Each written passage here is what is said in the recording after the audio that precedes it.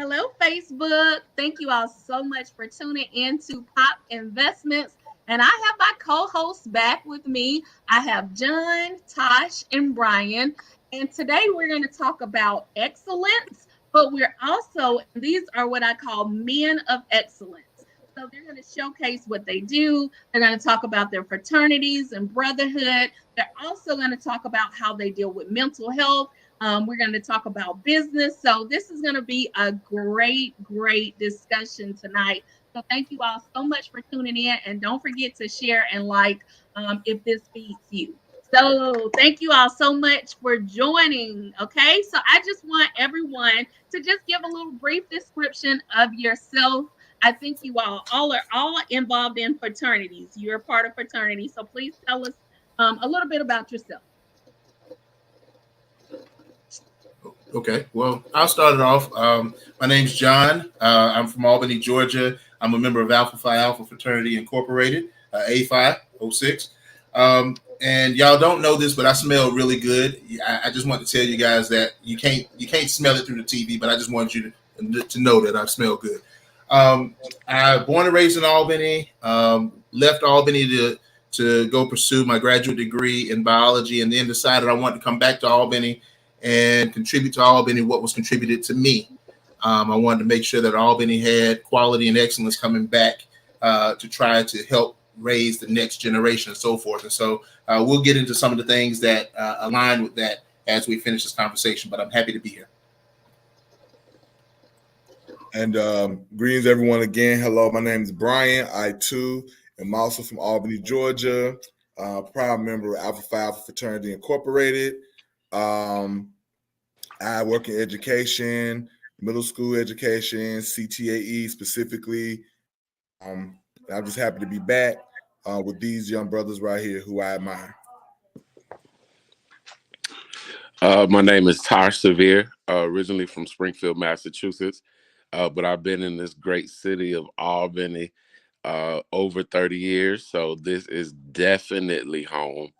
I am also a part of one of these wonderful brotherhoods, and blue is such a beautiful color. The sky is blue.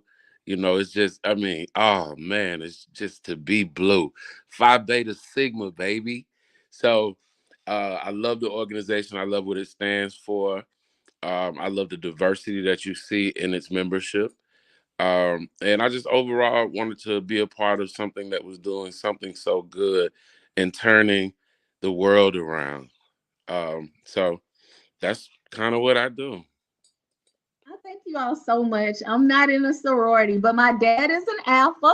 Okay, he went to Albany State, so I understand your service and the things that you all do. I saw my dad mentor when I was in middle school. I saw him pick up a young man, and that was his mentee, and he took care of him. So I appreciate you all, and we're going to highlight you all tonight. But one of the things I want to talk about, you all, and this has kind of steered our conversation, but what's going on in the news is Stephen Boss, aka Twitch from Ellen. He allegedly took his own life. And there have been so many questions and so many, it's sparked a debate about even black men and your mental health. So first of all, I want to ask, well, it's a two-part, maybe three-part question. How are you all doing mentally?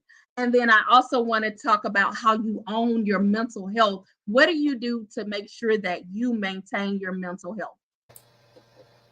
Anyone can start. Well, I'll go ahead and start this off. First of all, my heart goes out to Twitch's family, his loved ones, the millions of fans who who really rocked with him and were affected by this. It's a truly tragic situation. My mental health is okay right now, but I can honestly admit there are some days when it's not okay. A while back when my mom died back in 2016, for a few years, I really had a huge struggle, was going to deep, dark places and things like that. And so I went through therapy. I did therapy for like 2 years, which has really helped me out a lot. I learned a lot about myself in that time. Some things that, I wasn't really, it was hard to accept about myself. But one of the things I do is, I have a very strong spiritual background in the Lord. I have a very supportive and encouraging wife, and we have courageous conversations. And I try to focus on, what's lovely. In the scripture, Paul urged us that whatever is lovely, think on these things. And I really try to do that every day. But it's hard and it's difficult. But I'm also very transparent. If you ask me how I'm doing, I am going to tell you straight up how I am doing. I'm not going to sugarcoat it. If you ask it, I'm going to answer the question. I don't do pointless small talk and pleasantry. So, if you really don't want to know, you really don't care to know, don't ask me, because I'm going to tell you. And that's the truth. Also, too, I have, some trusted few friends I'm able to talk to and bounce things off of, but I'm 100% authentic. Is how I'm feeling. I'm never going to be one to try to act like everything is perfect. And I have days where I struggle. But I try to put some things in place support-wise around me to kind of help me, kind of try to find the positive and things like that. But, life is real and it comes at you hard. It comes at you unexpectedly. You have to first admit and own that. And then after that, and just be real with yourself. I think sometimes a lot of people try to put on the side or put on the front. I'm not one for that. And if you've ever followed me closely on Facebook, you could tell some posts I post are very, very happy uplifting. And some posts like I posted yesterday, I can get a little snippy if I'm irritated or whatever. But I also do that just because I know there's someone out there who's struggling with something similar. And so a lot of times I'm hoping that my transparency about what my struggle is will help someone else realize they're not alone. Because what you find out is if you talk to other people, you find out that some of the things that you're going through, other people have gone through or are going through it too. You're not alone, but when you're at the time you're going through it, you might be feeling like it's just esoteric to you and your situation. And what I learned even through therapy is that's not really the case. However, just try to put things in place to keep my mind, because the mind is a muscle. How and also too your soul, whatever you feed it, that's what's going to come out. So you just got to be careful what you take in, but just being honest and upfront about it, and just keeping people around you who you know for a fact have your best interests at heart, who you know for a fact won't trivialize what you're going through. Because sometimes I think, I'll say this, sometimes you want to kind of talk to people and you want to give them that trust and you want to be vulnerable, but then they'll say or do something that lets you know they're kind of judging you a little bit, so then you pull back. Especially Black men. And we'll talk about that some of the show too. It's very hard for us to be vulnerable, but I'm an advocate for creating these safe spaces for everybody, but especially Black men, because I'm a Black man, to be able to, be vulnerable and be transparent and get the support that you need. Thank you so much. I'll jump in along with what Brian is sharing. A couple of years ago, I lost my son during the pregnancy, and it was tough. That was my first time actually losing someone as an adult that I was so close to, particularly because that was going to be John the Third. He was my little man, and every guy loves the idea of a little him running around. You know what I mean? And so it was at that point that I realized that I never had to really deal with my mental health, or I never proactively dealt with my mental health. For the year after that, I was always angry. I was upset. Everything stressed me. And it took me going to therapy, right? It took me going to therapy. My doctor recommended a therapist here in Albany to go and talk to him. And what was interesting, I'm going to tell you what was really interesting. The guy that he sent me to was a drug addiction therapist. Okay. Now, I've never used drugs except caffeine, and that's rare. But, I've never used drugs. And so when he said it's a drug addiction therapist, I was like, let's see what happens. But what it is drug addiction therapy focuses on, or his particular type of therapy focuses on making a person feel whole, having them understand what they're trying to fill in, what gaps they're trying to fill in so they can feel whole. And what I realized was there was nothing about me that caused his death. There was nothing I could have done to make it better. And those were the things that was weighing on me. Did I not raise enough hell at the hospital? Should I have slapped the doctor to get some some better service? You know, what are the things that I could have done? And the bottom line was I couldn't have. And he helped me to see that, but he also helped me to see the beauty in the process up to that point, what it brought out of me, the ability to love something that I haven't even received yet. You know what I mean? And that was the point when I started recognizing that therapy is valid. Therapy in whatever way you have to seek it is valid, but you can't let it just sag like a heavy load and eventually explode, right? You have to address it head on. And so that's what I've been trying to do. The last couple of years, today I'm feeling really good. Last couple of years, there have been some ups and downs, but I do two things really. One, if I don't talk to anybody else, I talk to myself, right? When I'm in the car by myself, I don't just leave it up here. I actually verbalize it, get it out as if I'm talking to someone, because just that little bit helps me feel like someone is hearing me, even if it's going into the space, even if it's going into the ether, even if it's going up to God's ears. Somebody is hearing me, and that honestly takes a lot of stress off of me. I fight, fuss, and argue in my car by myself when I'm driving to work or whatever, but it helps me clear my mind on a lot of things. And then two, people who, if I feel as though you're going to judge where I am, my manhood, my ability to cope, whatever it is, because I don't fall into how you think I should, I just don't go around you. There are a lot of people that I just don't deal with anymore, and they don't know why I don't deal with them, but I just kind of cut that loose, because I'm not going to allow someone to throw out the manhood card, or challenge my manhood and essentially keep me quiet when it's time for me to express who I am and what I'm dealing with. So, so that's how I've been trying to own it over the last couple of years, and it's worked. I'm not perfect with it, but I'm definitely better than I was in 2015. So. Awesome, awesome. Just to piggyback off of, I guess, the conversation so far, um, just a mental health check-in. Today is a good day. I'm feeling good. I feel inspired, prosperous, and moving in that direction.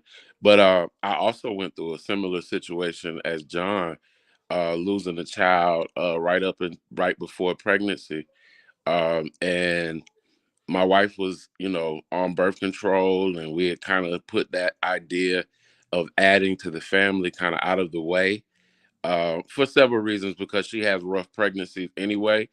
And, we're both getting up to an age where we kind of want to, slide down the slope and enjoy life, at our own pace.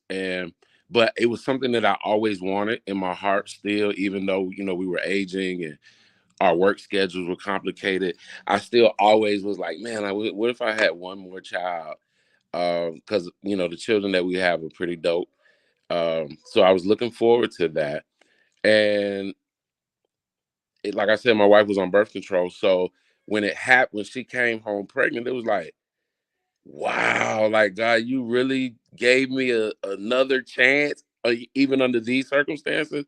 And my wife saw like the light bulb in my heart that went off when she told me. So when we were in the room waiting on the doctor to come back in and kind of tell us what was going on at one of these random appointments, um, her biggest thing was, I saw you develop into a whole nother person in my mind, and anticipating being an even better father, from the things that I've learned along the journey. So it was heartbreaking for us. And it was one of those things, women know a lot more about what goes on in the doctor's office. So when it was taking a little too long for the nurse to come back in, and then it took a little longer for the doctor to get there, she was kind of like, I'm kind of worried. And it was like, God, this can't be happening to me. So it was like, I remember those moments like it was yesterday. And so that process after that, when you're asking God, why, how did this happen? I thought this was that moment when you were like giving me what I've been praying for, and for all of that to be snatched away. And you really don't have answers until much later, like your soul doesn't settle with, okay, God, for whatever reason, you allowed these things to happen. But in that moment, it's just like John was saying, you're irritated. It's like you've got to find somebody to blame, including yourself. And you just kind of go back and forth with that, back and forth with that. And that was kind of like, I've had some mental health challenges throughout my life, you know, things that were unexpected. But I think as an adult at the age I was, that was like one of those big punches, like, well, I didn't see this coming at all. So it really kind of interrupted my emotional health for quite some time. And even to this point, the thought of it is kind of like, ugh, give you that like, wow. But since then, God has blessed me with a grandchild, and I have another one on the way. So I'm kind of vicariously living that experience that way, and you know, just being thankful for the opportunity to be a part of my family, be a part of my grandkids' lives. You know, helping my children through their maturation. So like I said, today I'm good, and you know everything is kind of lining up. But mental health is a strong area that we need more discussions like this, because men suffer in silence, because juxtaposed to our strength, there is equal vulnerability. But when we function on the side of strength most of the time, there's only some far up that path we feel comfortable walking, knowing that at any moment we could have to go all the way left again to, you know, be the strong protector. So it's already a hard ask for men. And one of the things that happens is, you sometimes, even the women that we love and cherish, don't have a space for that, to accept the duality of what our experience is. And when we try to be vulnerable, if that doesn't go right, we just don't like to fight battles that we don't choose. So, you know, if it's like this never kind of works out, men will suffer in silence and just kind of internalize all of that. So this is something that we definitely should, you know, put a lot of thought into it, and lot more of these type videos that really kind of put that on the forefront, because there are so many men that are struggling with no voice, and they're, sad to say, talking to themselves, in some cases reinforcing that feeling of inadequacy that it seems like is all around us. I heard something on, I think it was Instagram, and the guy, it was a poem or something. He was like, imagine what it feels like to be a black man and everywhere you go, you're feared. Mhm. That's a lot of PTSD. And when you think about it, I mean, down to other ethnicities, other, you know, our counterparts, women of all cultures, businesses, police, city officials, lawyers, attorneys. You know, there's this overarching air of, I wonder if he's gonna go black man on me. You know, and it's like, think about everywhere we go and everything we do, we have to adjust our everything, our aura and our energy, to be able to constantly interact with that feeling and still find a normal in there somewhere. That's deep. And I'm tonight. I'm going to ask the questions, but you all, I want to hear the conversation, because hearing you all, I mean, that is deep. And I always say, being a black man is hard. I believe that, and I know that from you getting into the elevator with someone, and like you said, you see them tense up, or even going into an interview, and you see people tense up. I've seen it. I've been on interview panels, and I've seen people tense up when a black man walks in the room. Brian, and I want you all, because I want to talk a little bit more about this, and then I promise we are going to highlight you all. But the great thing about this is this shows how you all are excellent, because you all are sharing your stories, and I had no idea that you would share in the depth that you're sharing, but this helps other people. And that's what I learned about doing lives. It's a lot of people that you touch, that watch, and they might not say anything, but then they might inbox you and like, thank you so much for that discussion. So you all are helping free other people. And just by sharing your stories, I promise you, you're healing someone. Someone needs to hear this today. I know, Brian, you mentioned about safe space and black men having that safe space, and you're going to mention about this sports ordeal that I have no idea about. I want you to talk about that. So earlier this week, I kind of went. By the time I posted about it, I had sanitized it, but I kind of went on a tirade. Earlier this week, I watched the show Undisputed with Skip Bayless and Shannon Sharp. For those of you who don't know, Skip Bayless is a longtime debate sports personality and somewhat agitator. He used to be on First Take with Stephen A. Smith. Then he got his own show, Undisputed, on Fox Sports Network, and Shannon Sharp has been his co-host. They've been doing the show the past 6 years. Shannon Sharp, who is a Hall of Fame NFL player, won 3 Super Bowls, graduated from HBCU, Savannah State, from Hinesville, Georgia, and right? So they were talking about Tom Brady, debating about Tom Brady, and Skip loves himself some Tom Brady. And a lot of times these debates, when Shannon's trying to prove to Skip that Tom is playing poorly, Skip takes offense, whatever. And this time he went over the line, and he basically took a personal shot at Shannon Sharp, saying that basically Shannon was jealous because Tom is still playing in his 40s and he had to stop playing in his mid-30s, and that Tom Brady was better than Shannon Sharp. Now, mind you, they play 2 different positions. It's a false equivalency, but that's a whole nother debate for me and my sports enthusiasts. The problem that I had, though, was that there was 2 problems I had. The first problem I had was I felt like Skip should have said that, and that's not how debates are supposed to happen. You're not supposed to attack the person. If you're attacking the person, that pretty much shows that you're losing the debate, right? But the second thing is, as I was going through reading what people commentary about it, I was very alarmed at how many people, women and men alike, especially in our community, were basically kind of admonishing Shannon because he showed his vulnerability. Because the thing that Shannon said in the midst of Skip attacking was, "You really would disrespect me to try to defend Tom Brady? I'm your colleague. You would disrespect me in my career. I was a Hall of Fame. I wasn't no scrub. You would disrespect me to defend him." And so he said that, everyone watching that could see how offended Shannon was, and honestly how hurt he was by what Skip said. And people were admonishing him for displaying that emotions. And this is what I'm talking about, being a safe space.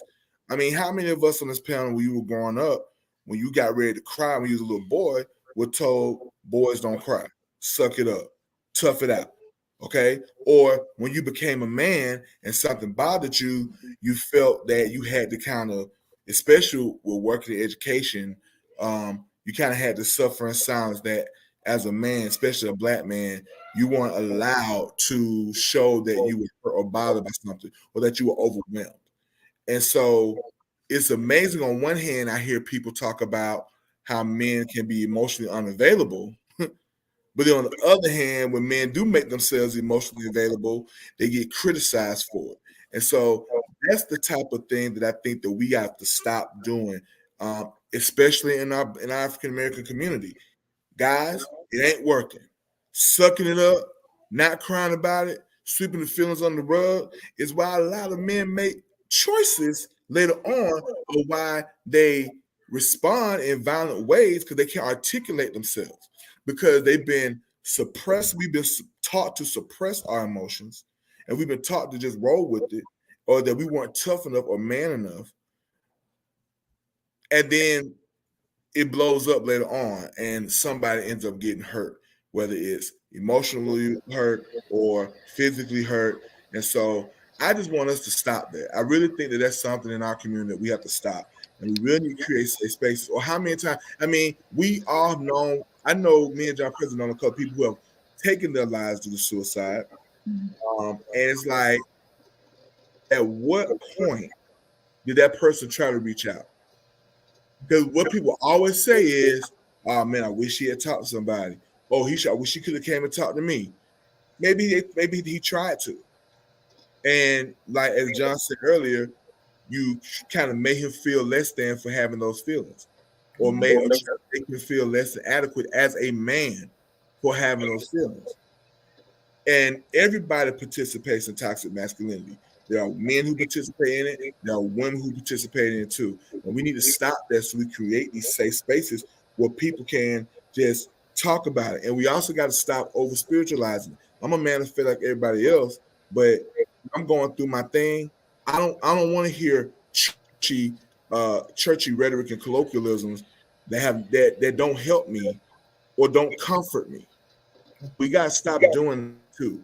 And so we got to do a better job of creating these safe spaces for men, especially black men, to be able to emote without being looked at as weak.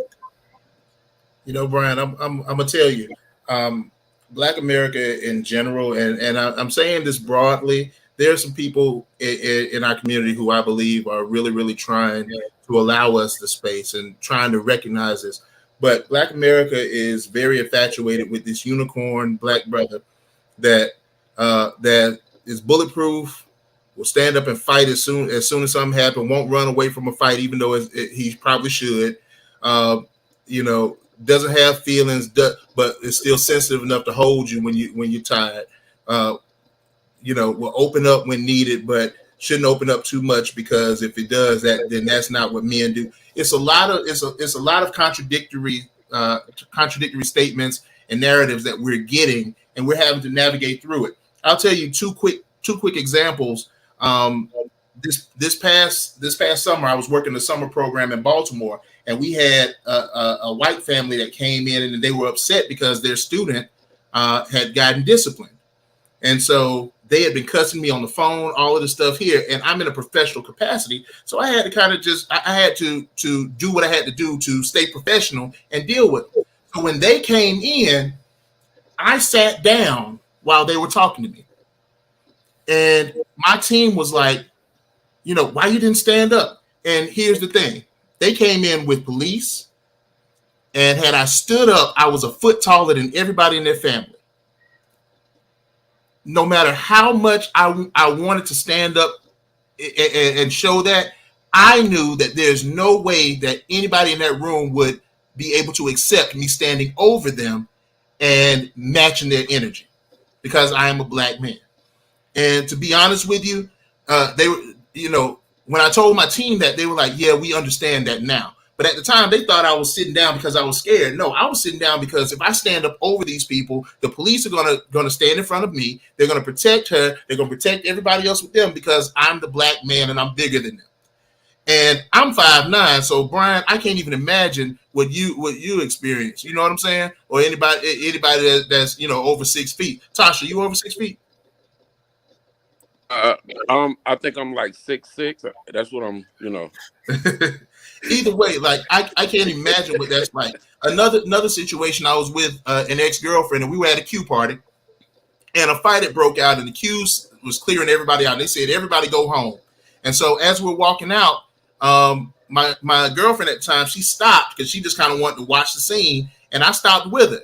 And it was no less than 22 Q's standing in front of me, and they said, MF, you got to go too. And so I said, all right, and I walked off.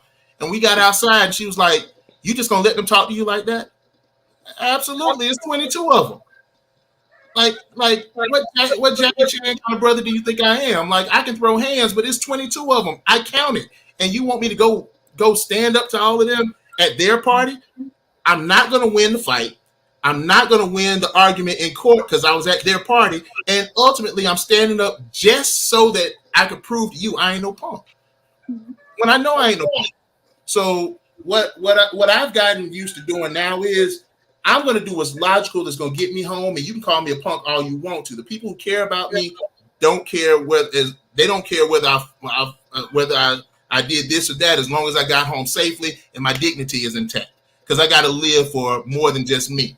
But it's a lot of folks that haven't gotten to that point, and they get pushed to do things that are manly, when in actuality it's just really people are putting their idea of what you should be on you, and you're living up to it, often to our detriment.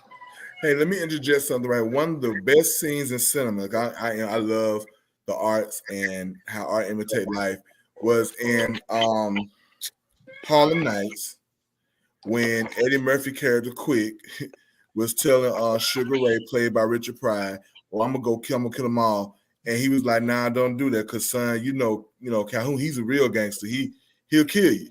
And he's like, "What? What I'm supposed to do? Cause I around thinking I'm a punk." And he was just like, "What we gonna put on his tombstone?" Oh, he was a great guy, but he wasn't no punk, So like he urged him to be smarter about the situation.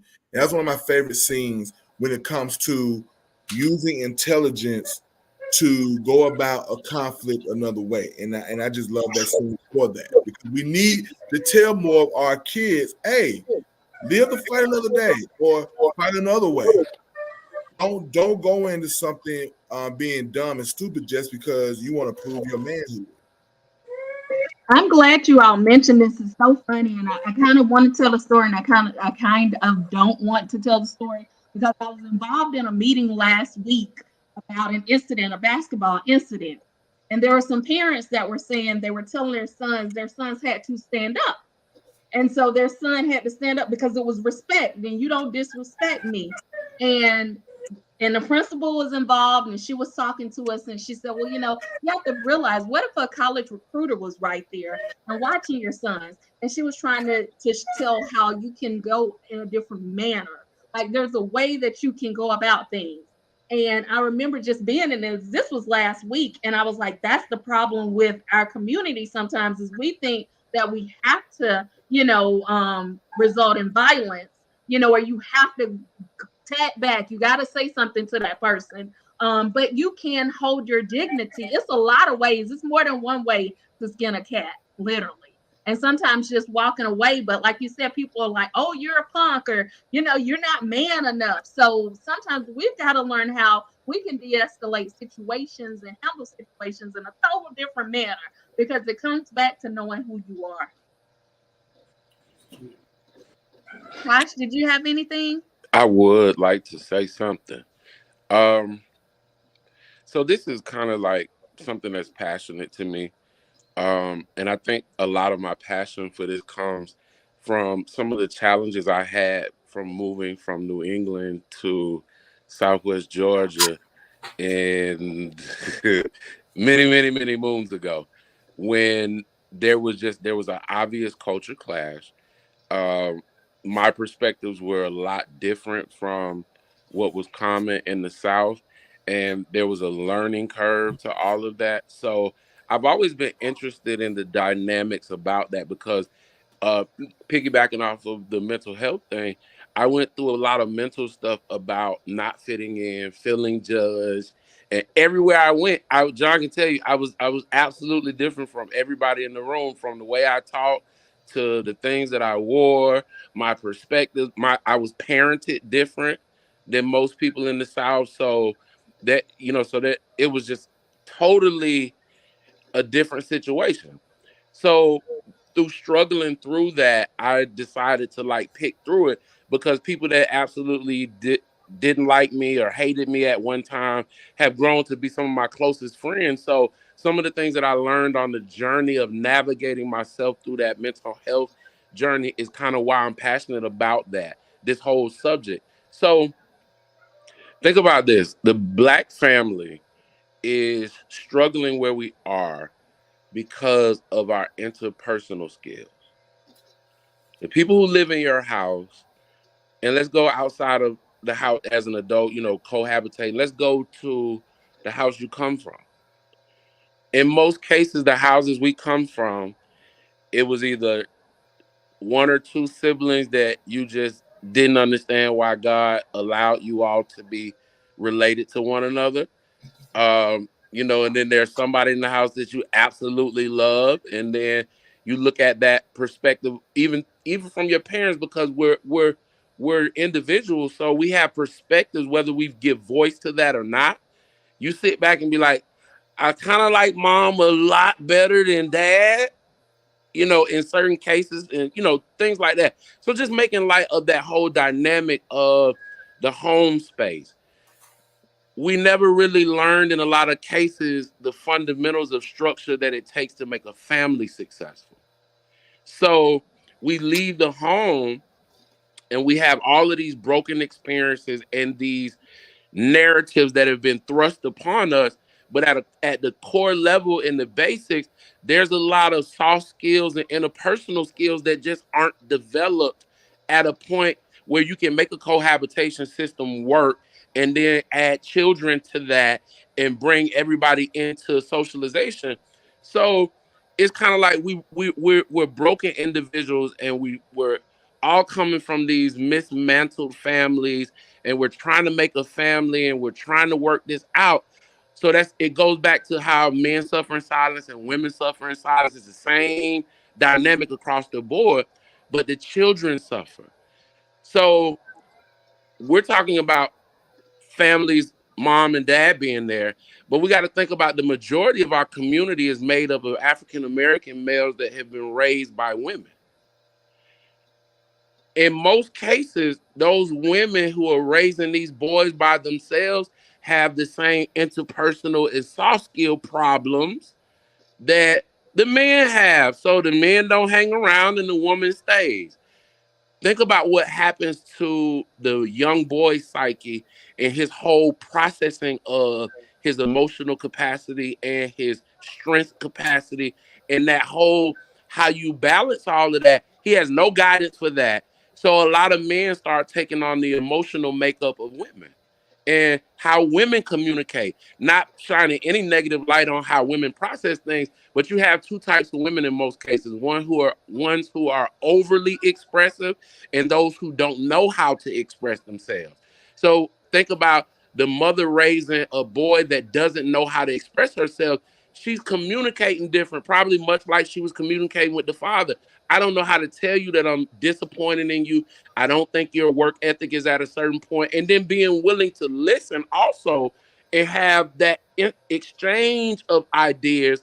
So if mom's way of communicating is that way, when she's dealing with this male child, she's also communicating to him in ways that aren't direct, that aren't clear, or she's the opposite. She's over expressive. She's very articulate, which goes into intimidation sometimes and insulting if you have to resort. You seem like that's not working. So think about it. You're releasing these boys into the community that have a female emotional perspective, but has the strength and the capabilities of being a protector. And then when I leave the home, that I'm having all of these challenges, even if there's probably love there, I'm going into a world that absolutely hates that I exist. So think about it. I'm going to be very responsive. I'm going to be defensive. Even if nobody really did anything to me, this is the fourth place I've been to today. And everybody's acting like they're scared of me. What the hell is going on? So you get these things that seem very random, but they're far from random. There's a lot of uncommunicated things. There's a lot of uh, unbalanced perspectives. So I love being able to talk to men in these safe spaces, which are barbershops in most cases, cigar bars in most cases, bars, restaurants. Because what it happens, I'm starting to learn too that we are very relational learners. So when the doctor lived across the street, the pastor lived next door, the church mother lived 4 houses down, the coach lived across the street, even though you still had junkies and you still had undesirables in the community, it was all balanced because we all had something positive to look at. And then we had something to look at as others developed into more positive, reliable pieces of community. And that trajectory started becoming visible through relationship. So in the barbershops, men get to be in the space where he's an attorney, he's a doctor, he's a coach, he's a dope boy, she a booster, he's a booster, you know what I mean? But that whole community, you get to say to myself, okay, I don't want to stoop to those levels that they do because it's a little too risky.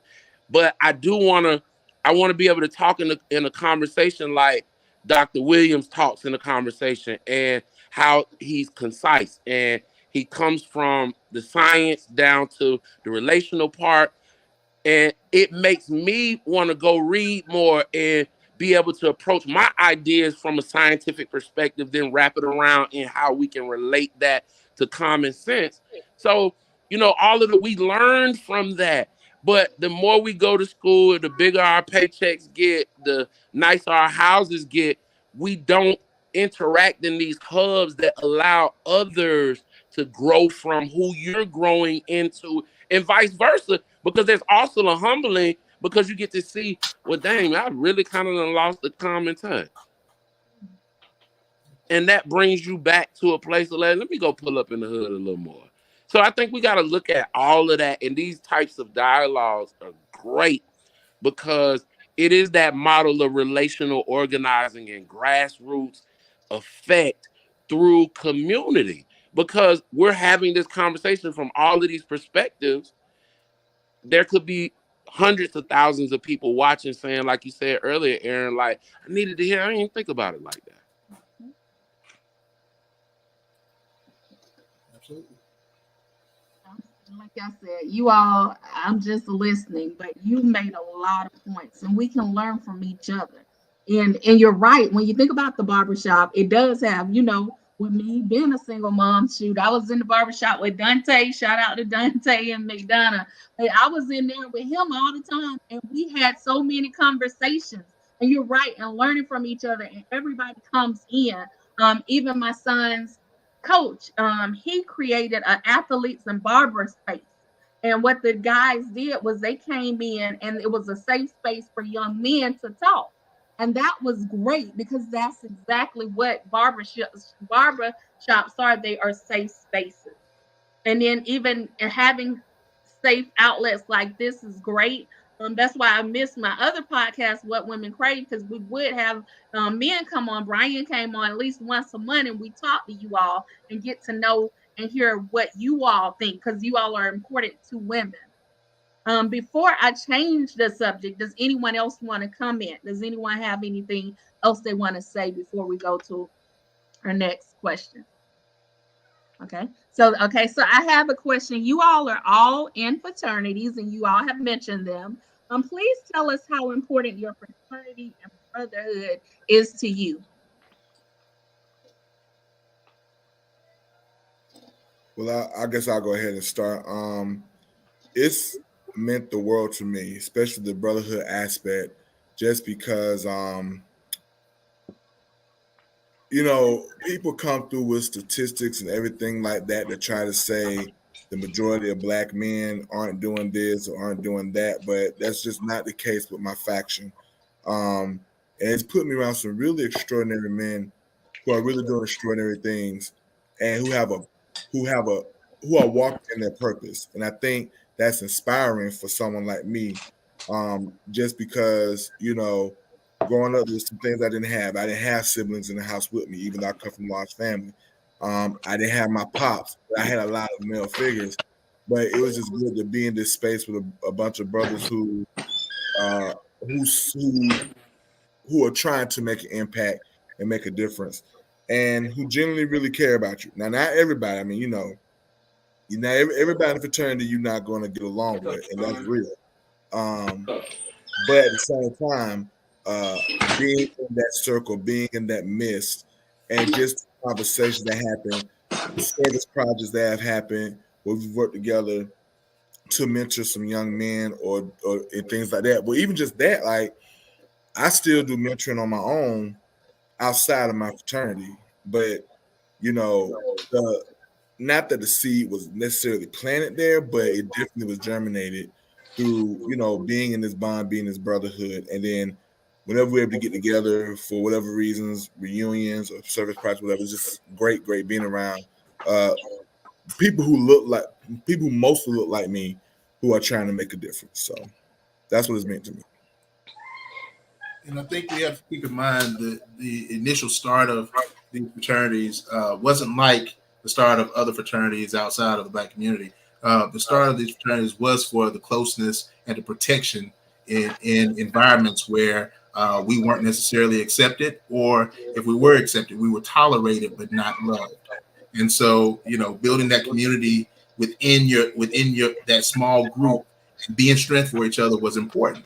And so that same thing has to happen now. I know that when I was in undergrad, it was a lot of fun, and it still is. It was a lot of fun. It was a lot of the things that we typically think about at college. But as I got older, I realized that these are men that I have been able to call on. I have been able to lean on when things got rough. I was able to reach out to them, and then when things got rough for them, they were able to reach out to me. And so you see as you get older that valuable piece of the closeness and the love that you share with these brothers. And again, as Brian said, you got hundred thousands of brothers. You're not going to know all of them, and you're not going to vibe with all of them. But you do have that connection that helps really bring you a lot closer. And one of the key things that's really important about Albany, especially coming through Albany State, your brotherhood can be strong, but because Albany has such a strong brotherhood as a whole, I can get along and I can rock with anybody who's there, right? Tosh is a Sigma, and I'm an Alpha, and he and I can sit down and have dinner and talk about brotherly things without necessarily letting our letters dictate how we view each other. You see what I'm saying? I have friends who are in every fraternity here in Albany. We were friends beforehand. We were friends after. A lot of the things that you see at other schools when people were beefing and all of that, we as we got older, we grew into that real grown man brotherly type vibe that you can share across fraternal lines. So, I have my brothers, but I have other men as well that I consider brothers, not with letters, but with love. You see what I mean? And so I think that that's something that's also important. And we got to be able to show that to, our youth as well. A lot of these, I'm not going to get too personal with it, but I know people who grew up in the same household in rival gangs. How does that even happen? You see what I mean? They're shooting at each other and they got the same grandma. They got the same grandfather. But because they weren't taught how to build bonds and share those bonds. You got family that you can build bonds with and you beefing. And that's the kind of thing that the fraternity has taught me a lot. One of the things that it's taught me is that you need to build the bonds with those that are around you and that those who rock with you, and use that bond to make your life better and to make their lives better, and you end up being stronger collectively. And I think we need to pass that on to our youth, because that will help us at least mitigate some of the gang activity, some of the beefing that's happening, especially in these cities where you're gonna have to run into that person 3-4 times a day.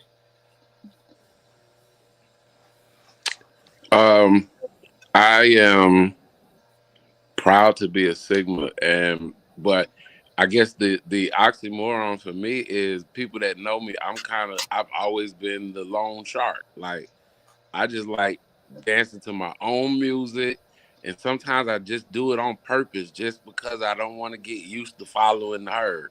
So, from being that type of person to like really just kind of like, let me try this whole group thing.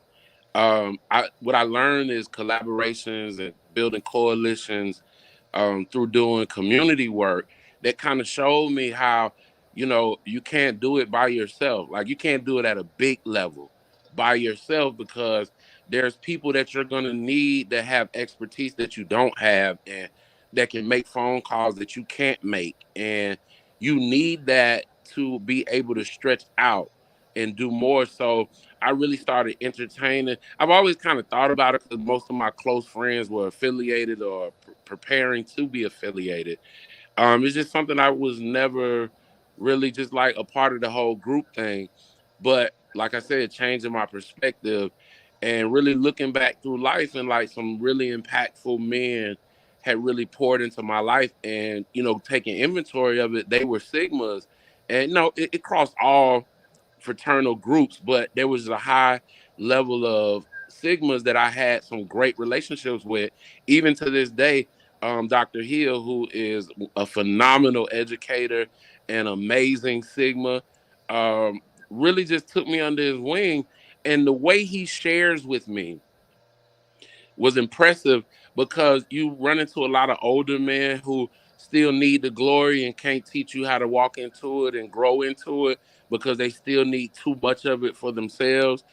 Dr. Hill's like the exact opposite. He's not going to tell you anything he's done unless it applies to the conversation or you ask it of him. So running into black men who he silently supported who I was as a person. So that made a world of difference for me. That when somebody of when an elder looks at you and deals with you and doesn't try to manipulate you, change you, or turn your directions for their benefit, you feel a real sense of like, they must really like me, because they like listening to me. We have great conversations.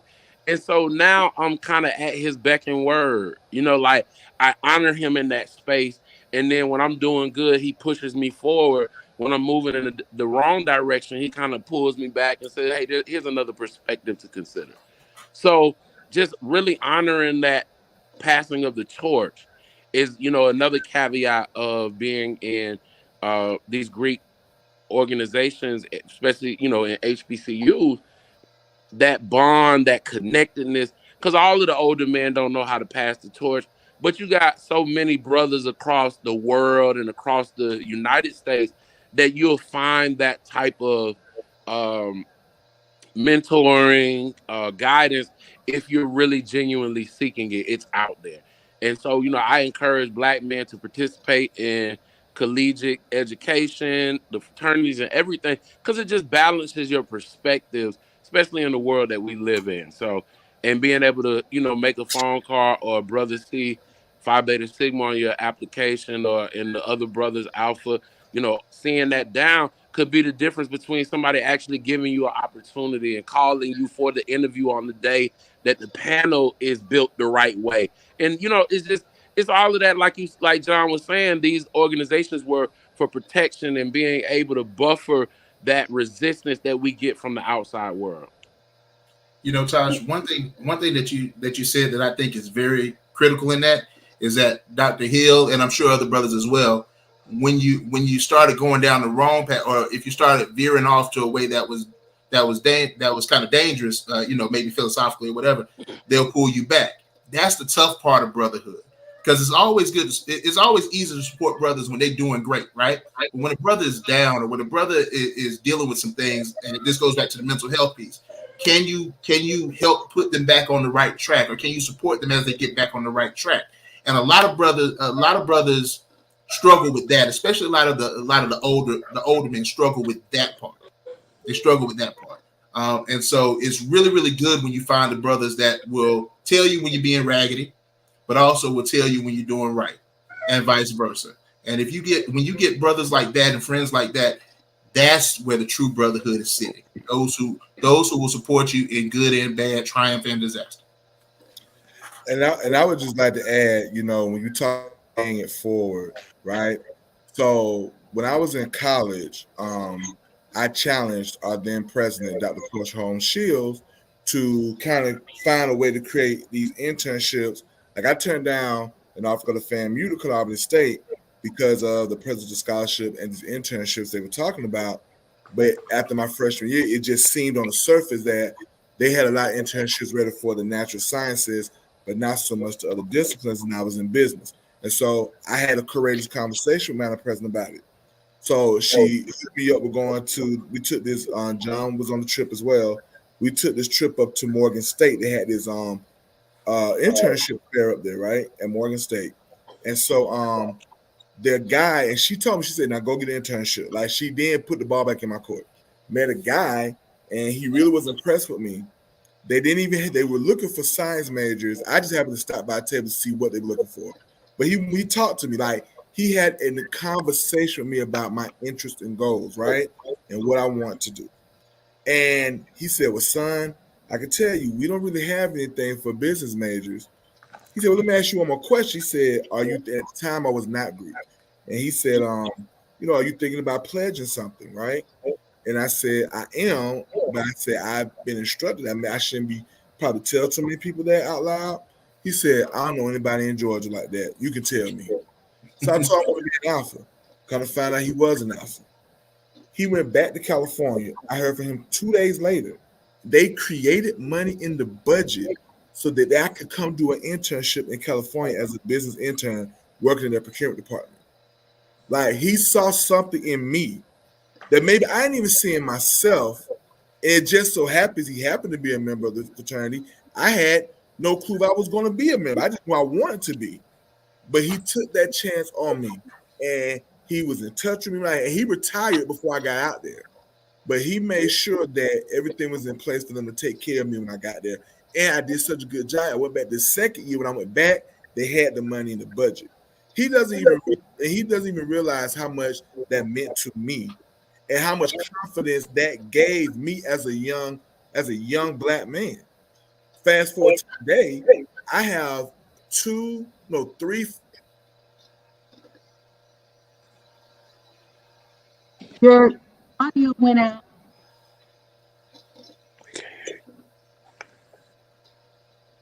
Can't. Something happened. No, I don't know what happened. Okay, you're gonna come back and come back in? Okay, so I'm gonna keep it going because I do want to ask you, John, and then we'll bring Brian back up. I have some specific questions for you all. So, John, you teach at an HCB, I can't even say it, historically Black college, y'all. I can't say it. So you teach at a historically Black college. What does that mean to you specifically? So growing up in Albany, Albany is one of those places where we all are proud to say we're from Albany, but a lot of people measure their ability to their success by their ability to leave Albany, right? They really measure it by that, and so it's kind of looked at as if if you come back to Albany, you failed. That's what a lot of people. That's the mindset a lot of people have. But growing up in Albany, one thing that I realized is Albany State in particular was very instrumental in almost everything I did or everything that I was engaged in through high school and so forth. They had programs at the time where you could do internships as high school students working in Social Security, working with law clerks and so forth and so on, and getting us that early engagement that allowed us to be able to see our paths to our futures. And so I that made me really fall in love with Albany State.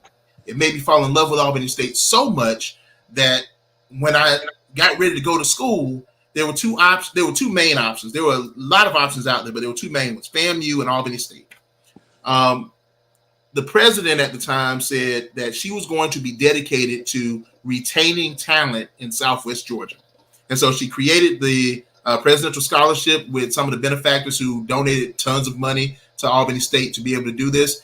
And I said, well, you know what? Albany State has been with me throughout this entire route. I'm gonna stick by them. And so went through Albany State, and then when I got to Florida State, I realized how severely lacking, and this is not a knock to Florida State or any other school that's not an HBCU, but how severely lacking their focus was in terms of helping a lot of the Black students get the opportunities that other students were getting. There was a lack of mentorship. There was a lack of preparedness. And at the graduate level, a lot of students that were coming in were having a hard time really, really integrating as well. But Albany State had prepared me. So I knew that I wanted to go back to an HBCU and do the exact same thing that was done for me. And so this is my way of paying it forward. And, I thought it was going to be a short stint. It ended up being 13 years so far. And I love every bit of it. When I tell you I love every bit of it, I really am enjoying it. And so really quickly, one of the key areas that I'm focusing on now, students getting prepared for medical school, dental school, pharmacy school, and graduate school. Because a lot of students, especially our students, they're not exposed to things like a PhD or MD. They're just told, if you go into sciences, go be a doctor. And a lot of that is just a lack of information. When I was growing up, it was go be a doctor, and I just knew I had to be a doctor, a physician, right? And then I get the undergrad, and I realized there's so many other options, and I don't like dealing with death and blood. So I probably shouldn't necessarily go into medicine if I know that that's something I can't train myself out of. But that opening of my mind to those other options with people like Dr. McCrary and Dr. Ora Lockley Jones and all of these professors that said, look, this is a buffet of things that you can do. Pick the one that works for you and let's get you on track for that. That's what I want to do for students now. So one of the things that I do working with students now is, one, helping to make sure they're fully informed of what they can do, what opportunities are out there, so that they're making intelligent and informed decisions. They're not trying to go to med school because that's the only thing they know how to be, but that's the only way they know how to help people. But two, I also want to make sure that these areas, these fields, are getting quality students so that the overall understanding of Black America through these fields, Black America in medicine, Black America in healthcare, Black America in pharmacy and drug development, Black America in research. I want our students to be at the table so that they can understand, so that the world can understand what we bring to the table and can understand our issues as well. And a quick example that I want to leave you with. One of my former students is at PCOM right now. A group of minority students at PCOM just are getting ready to publish a paper that shows that pulse oximetry. So when they measure how much oxygen is in your blood, pulse oximetry monitors don't accurately measure dark skin. Now imagine what that's something that's very small. You go in there, you don't even notice it, but it doesn't accurately measure oxygen levels going through dark skin. So what that means is something that's so fundamental that is usually checked as soon as you get to the doctor is been inaccurate for a lot of patients. Nobody would focus on that if it wasn't for more black people being at the table saying, hey, this is something we need to focus on. This is something we need to look at.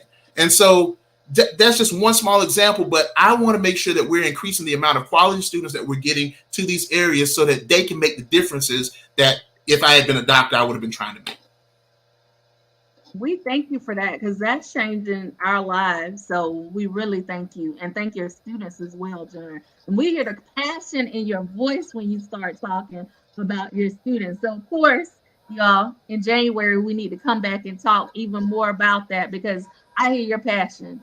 I love them to death, man. I can tell. I hear your passion. And I know how it feels to love some students because I got my kids. I even got an Instagram for them, post them all the time, y'all. So listen, okay, we're coming to Brian now. You teach CTAE, and I see your passion for teaching as well. Because I see you post and you're being a leader and you're taking leadership courses. So what does that mean to you? So one of the reasons why I got into CTAE was to help pair students find their passion and match with their personality to find a career that it wouldn't feel like they're going to go to work for, right? And I did this because I had a career that paid me good money before I came to education that I hated and couldn't stand. Money was great, but I didn't like it, couldn't stand it, and I wasn't going to be successful in it just because of the fact that I couldn't stand it. And I felt like, nobody really should have to go through that. I mean, there's a lot of people who are working in careers that they don't like, and they're not that successful in because someone told them that's where they should have been, versus them really reaching within themselves to figure out what it is. So my passion is presenting a plethora of options to these students and educating them about what's out there. So one of the things I do a career inventory assessment that was created by this guy named John Holland back in '58, which matches their personality interests with with the different types of careers. They got it broken down into 6 personality types. One other thing that I do is I bring in career speakers to speak to the kids. Before the pandemic, we had quite a few guest speakers to come in, and we even took a couple of field trips to try to broaden their horizons and open their minds. And so because I don't want them to have to go through what I had to go through to get where I am. Like I want to try to see if I can keep them to take the least amount of detours possible to arrive at their journey destination, right? I wish someone would have told me back when I was in school, hey, either you need to go into education or you need to go into a STEM career. Like I was very great at math. I still am. And no one ever told me about, like, for example, my son's AAU coach is a data architect. I've never even knew that was a position till I met him. You get what I'm saying? So I know if I didn't know it, I know a lot of these kids that I deal with that don't know it as well. So I'm trying to do that. Now that I'm teaching computer science, I got my students involved in this national video game design contest by a company called Games for Change, student challenge. And so I got some kids that I work with after school, and we'll work on developing video games centered around social change, such as climate control, video game utopia, trying to decrease bullying online, things like that. But just trying to open their horizons to say, hey, you have so many other options. You don't speak in front of people. You don't have to be a lawyer. You don't have to be a doctor. You don't even have to be educated if you don't want to. Like, giving them options, but not even just those options of which maybe they go to school for. We talk putting them in front of people who are welders, putting them in front of people who are cosmetologists. You know, truth be told, if I go back and do it again, I probably would own my own barbershop. I probably would went back and had to cut hair. No lie, because I love going to the barbershop. Every time I go, I'm there an extra hour or two. You know, I just love the atmosphere around it. And so I probably would have went and did that. Like, you don't necessarily have to go to college, you know, and get in all this debt, right? Or you can go get your CDL. 8 weeks, you have a skill for life. You get what I'm saying? But nobody was around to show us that we were young. Everyone just kept pushing college. I want to show these students and kids that, hey, you don't even have to go to college, but you can make a success of yourself. You can create wealth, generational wealth for yourself. I just want to put options for them and let these students pick the option that works best for them. Thank you so much. I believe in CTAE, you all. I'm a CTAE teacher, and I taught various CTAE courses. And it's really important, like you said, and having those kids understand you don't have to go specifically to college. There is your technical college that you could go to. So having those outlets, and computer science is major. That's a big, big outlet. So kudos to you for teaching computer science. In fact, in my head, I'm thinking I want you all on the panel to talk more about mental health together, but we're gonna have to do monthly, so I can each one of you all 1 month come in and talk to y'all specifically about everything you're talking about. So we're gonna come back to you, Tosh. And Tosh, you are an entrepreneur. And we want you to tell us about your businesses and tell us about how passionate you are in helping the community. And again, I'm gonna have each one of you all, if you're willing, come and talk specifically individually. But we need to let them know what you all do. Oh, Tosh, let's see. I think you're on mute. Hold on. I do a couple of things. I'm a barber by trade. My degree is in speech and theater. But I love my community, so I've kind of transitioned a bit from behind the chair into political contracting. So I run the campaigns that knock on your doors, the posts you guys make about why do they keep coming to my house. I run those campaigns. The last contract that I had that just ended last week. Um, we were across 7 states. So we do it at a high level. I also have a nonprofit. Well, I run a nonprofit here in town called Albany Cares. So I guess the long and the short of it, because I could tell you a lot of different things that I do, but we will definitely be here a while. Um, but the overarching idea that I have is from all my experience behind the chair was more so like a social experiment. I met so many people down through the years, serviced them, their counselor, their preacher at times, their friend, their brother. I've taken that knowledge and went into the zone of community organizing. And I'm just now learning that that was a term, a position, and all of that. But it's something I've been passionate about for years. So what I do now is our nonprofit is finally getting grant money to be able to really do the work at the level that we desire to do it. And just from education to voting, civic engagement, economic mobility, food desert, everything starts at the individual's ability to procure, solidify a living, a path of direction, a friend circle, and a family. I think it is Proverbs. Proverbs. Hold on, let me see. Because I don't like to lie on the Bible. But I think, yes, Proverbs 11 and 14. There's safety in the multitude of counsel. There's wisdom in that area. So what I'm learning from, and I mentioned this earlier, from a relational organizing standpoint, we have so many benefits. We learn from each other, we grow from each other, we're inspired by each other. So now we're putting together a model that's more of labor force development, and it talks about everything that everybody's talked about tonight, showing people the myriad of opportunities that are out there for career fields. Some are fast track, some are longer. Some have different pay. But if we can get people to a point of earning from a place of inspiration, what you hope to be, want to be, aspire to be, whether it's entrepreneurial or corporate.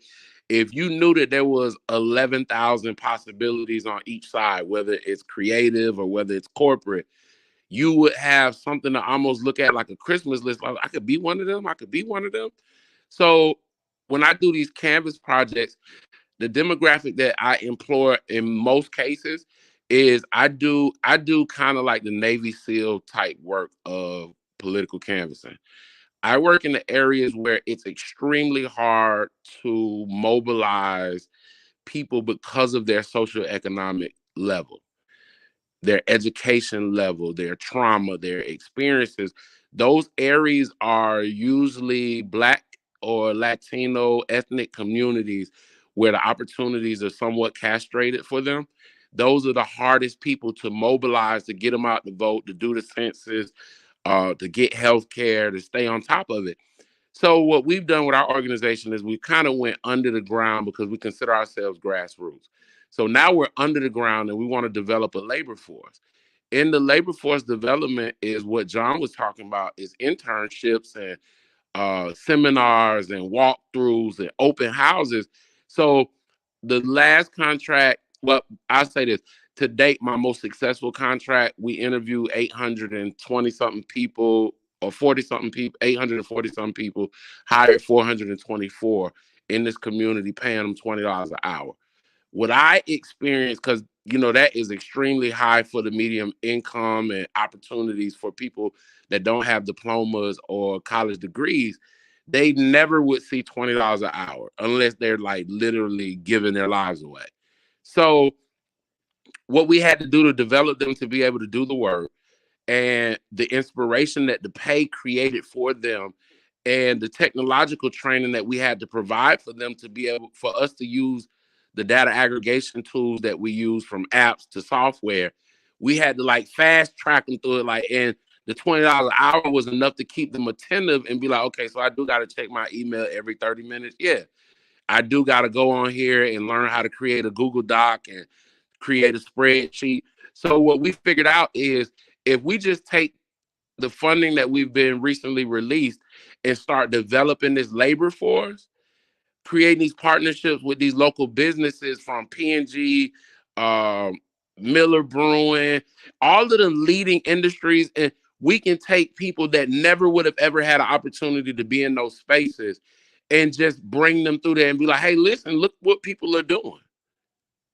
And after that, that's more motivation for them to attend our trainings, take it serious. And once you start developing people and they have a focus, they've seen it. And then it's like, I wonder why she been driving that nice car and living over there. She work here.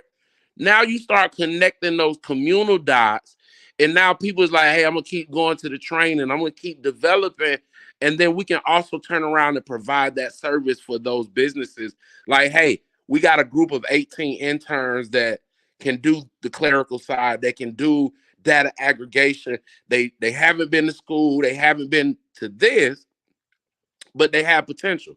So we have relationships with Albany State and Albany Tech through some things that we just do in the community, ongoing coalition and collaboration building, where now when we start developing them with the basic everyday skills to be employed at above minimum wage level, when you teach them that, and then you have these relationships, it's like, okay, I took you to P&G, I took you to Miller, we took you to the school system, and now you see possibilities. Here's how we're going to direct you in that zone.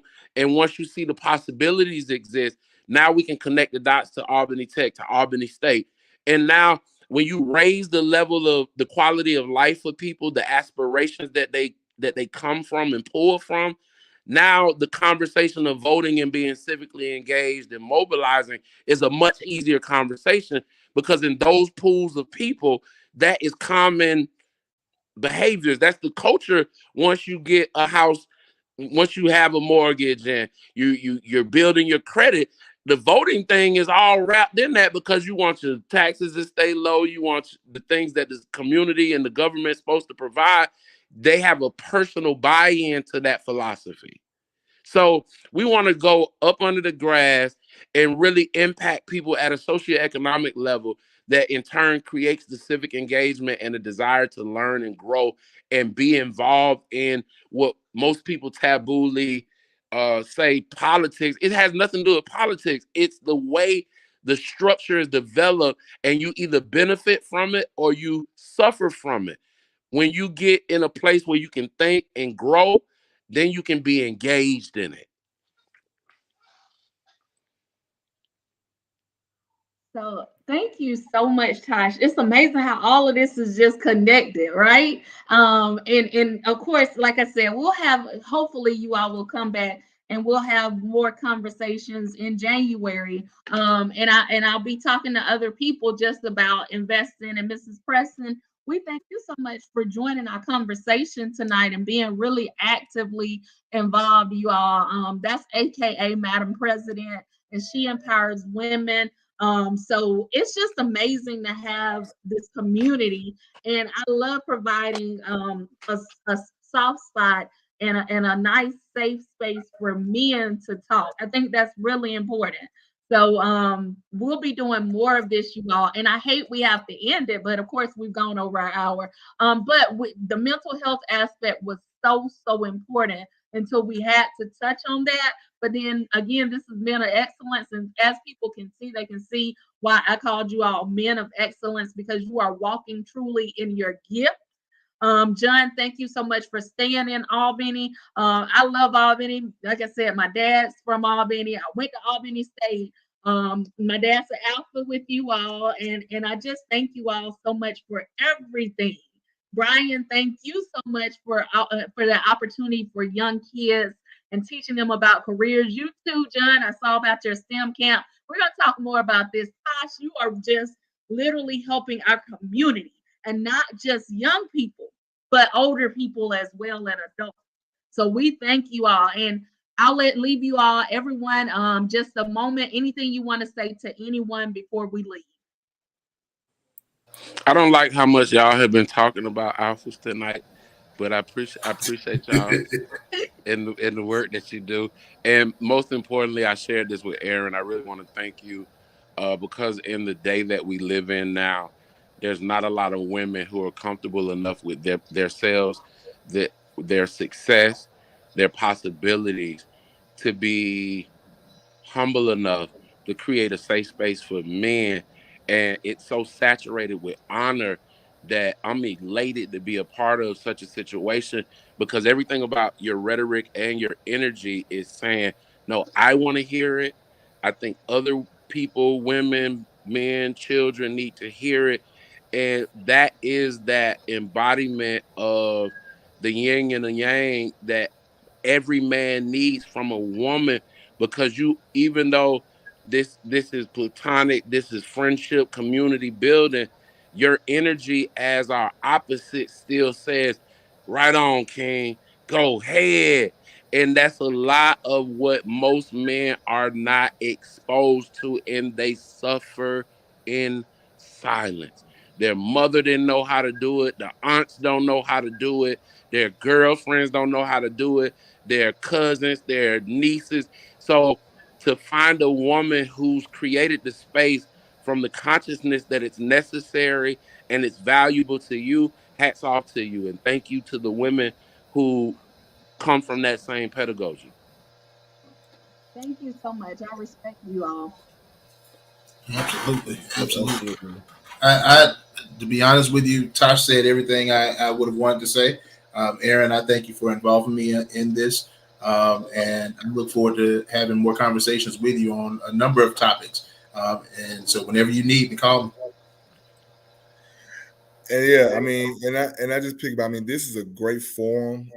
I've been enlightened by so much, especially with the work that these two gentlemen have been doing. It's inspiring. It's needed, and that comes with a lot of sacrifice. I don't think people really realize on the back end, because these men are doing the work, and when you're doing the work, you're sacrificing time from your family. You're sacrificing, you know, um, fleshly pleasures, and so to speak, and things that you would like to do to unwind and things to invest and sow into people, because that's basically what you all are doing. So I just appreciate being a part of this platform. Aaron, thank you for always having me on or whatever. And I thank you two brothers for committing to doing this because it's much needed in our community. Yeah. I thank you all so much. So many people need to hear your story. This is not in vain, I promise you. So we all thank you all so much until 2023, which is in a couple of weeks, you all. I hope you all have a wonderful, wonderful night. And please take care of yourself. Absolutely. Thank you. Take care, guys. Take All care. right.